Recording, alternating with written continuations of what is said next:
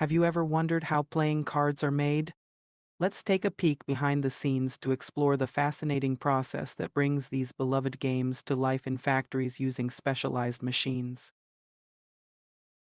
The process starts with large rolls of paper specifically designed for playing cards. This paper is typically coated and of a specific thickness to ensure durability and smoothness. The paper is unwound and fed into the printing press. The paper is printed using offset printing machines.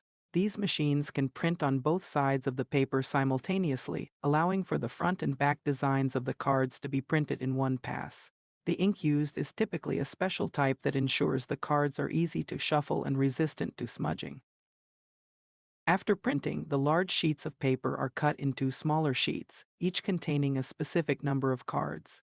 This process is typically done using a rotary cutter, which can quickly and accurately cut the sheets to size.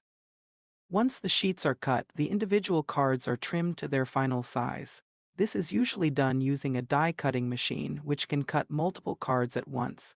The cards are stacked and fed into the machine, which uses a sharp blade to cut them to the exact dimensions required.